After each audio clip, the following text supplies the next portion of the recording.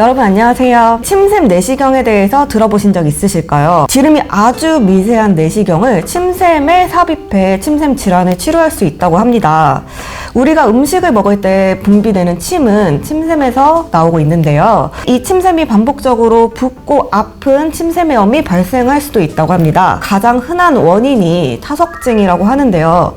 과연 타석증은 무엇이고 침샘 내시경은 어떤 원리로 타석증을 치료할 수 있는지 강남 세브란스 병원 침샘 내시경 클리닉 이비인후과 박영민 교수님을 만나 이야기를 나누어 보도록 하겠습니다. 교수님 안녕하세요. 안녕하세요. 저는 강남 세브란스 이비인후과에서 부교수로 근무하고 있는 박영민이라고 하고요. 주로 이제 두경부에 관련된 질환들을 다루고 있고 침샘 질환 중에 가장 흔한 게 타석증, 그 밖에도 침샘염이나 침샘 종양을 가지고 있는 환자분들이 내원을 하고 있습니다. 저희 강남 세브란스 병원에는 2017년에 침샘 내시경이 최초로 도입이 돼서 이후로 침샘 내시경 수술을 활발히 하고 있고 500례 기념 행사를 얼마 전에 치르긴 했지만 사실 최근에는 그것보다 훨씬 많아서 거의 1000례에 가까운 수술을 시행을 한 상태입니다. 아마도 국내에서 연간 가장 많은 침샘 내시경 수술을 진행을 하고 있고요. 침샘 내시경이 타석증을 치료할 수 있다고 하는데 우선 타석증이 잘 뭔지 모르시는 분들도 계실 것 같아요. 아마도 타석이라는 단어는 생소하실 테지만 그 결석이라는 단어는 많이 들어보셨을 것 같습니다. 결석과 같은 원리로 타석이 우리 몸 안에 생길 수 있는데 침샘관 안에 생기는 결석을 타석이라고 저희가 흔히 일컫는데요.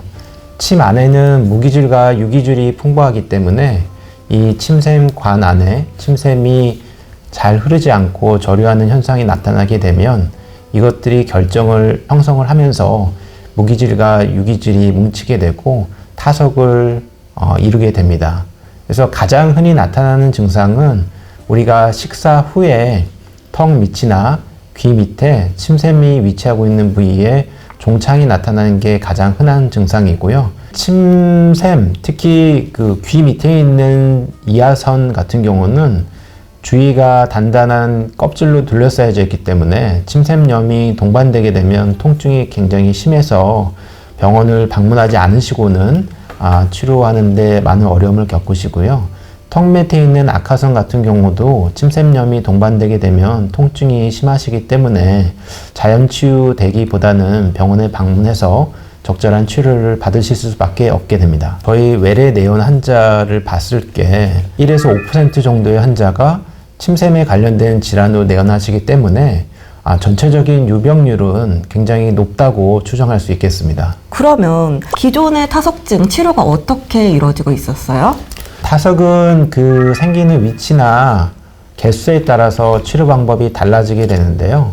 가장 흔히 타석이 생기는 부위는 턱 밑에 있는 악화선 관에 생기게 되는데 이 악화선 관에 생긴 타석 같은 경우 비교적 구강의 바깥쪽에 가까이 위치하게 되면은 손쉽게 구강으로 제거가 가능하지만 악화선 가까이에 생기는 경우에는 구강 내로 제거가 어렵기 때문에 기존에는 피부절기를 통해서 악화선을 제거하는 수술을 시행을 하였고 귀 밑에 있는 이하선 같은 경우는 타석이 잘 생기지는 않지만 생기면 수술적 치료가 어려운 부위 중에 하나였는데요. 그 이유는 구강으로 접근한 것 자체가 작고 가느다란 관 구조로 이루어졌기 때문에 피부 절기를 통해서 이하선 절제를 해야 되는 경우가 상당히 많았습니다. 특히 이제 소아 환자나 젊은 여성, 특히 요즘은 남성 환자분들도 미용적인 측면을 굉장히 중요하게 생각을 하시는데 과거에 이용되었던 악화선 절제술이나 이하선 절제술 같은 경우는 피부 절개를 피할 수 없어서 이러한 경우에는 해당 환자들이 치료를 꺼리는 문제점 중에 하나였습니다. 침샘 내시경이 어떤 건지 우선 설명을 부탁드릴게요. 네, 아마 의료 현장에서 사용되는 내시경 중에 가장 작은 직경의 내시경으로 생각이 되고요. 지름이 1.1mm 정도 되는 굉장히 작은 내시경이고 지름이 2mm 이하인 침샘관으로 진입을 해야 되기 때문에 가느다란 구조로 이루어질 수뿐이 없습니다.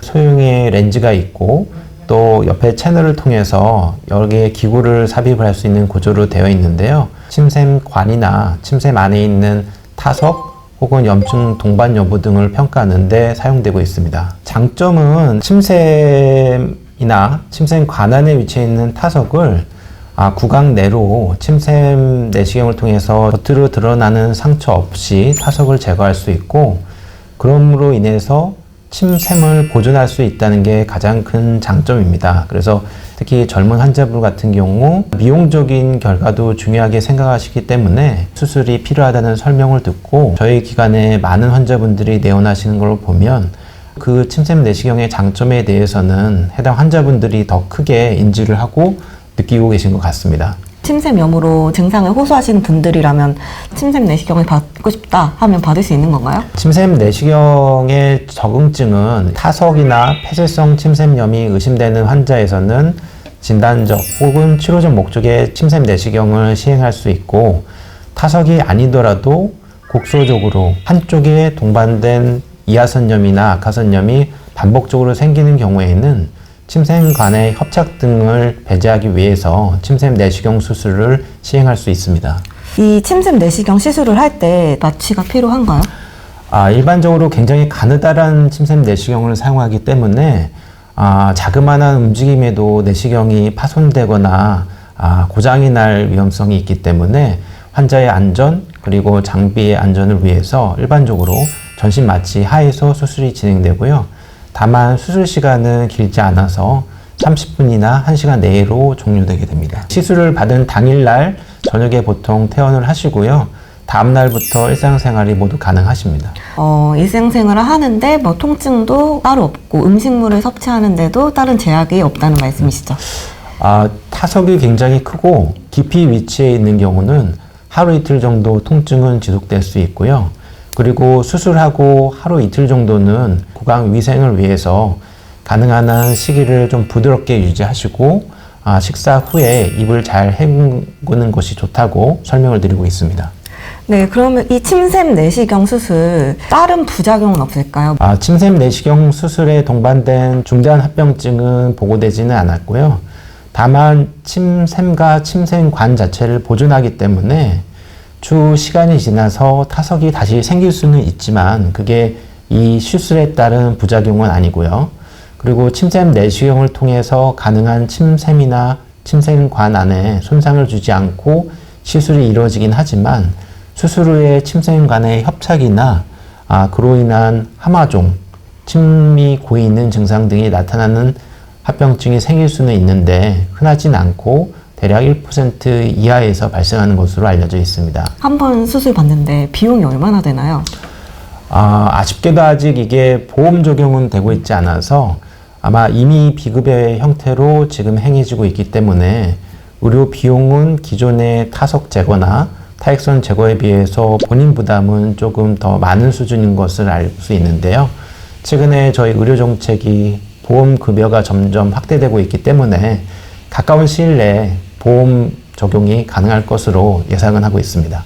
침샘 내시경 수술 대학병원에서만 받을 수 있나요? 몇 년 전까지만 해도 국내에 2-3개의 대학에서만 이용이 가능했는데요.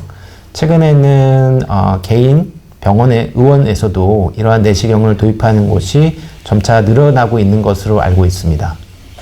네, 이제 침샘 내시경 도입이 일반 개인 의원에서도 손쉽게 받아볼 수 있고 앞으로도 보험 적용이라는 과제도 남아있는데 많은 분들이 이제 관심을 갖고 지켜봐 주시면 좋을 것 같습니다. 마지막으로 한 말씀 부탁드릴게요. 타석을 진단받아서 치료 과정 중에 있으신 환자분들 중에 피부 절개나 다른 기존의 치료 방법을 설명 듣고 실망하시는 환자분들도 최근에는 앞서 설명드린 침샘 내시경 등을 활용하면 겉에 드러나는 상처도 없고 침샘을 보존하면서 치료가 가능하다는 점을 알아주셨으면 좋을 것 같고요.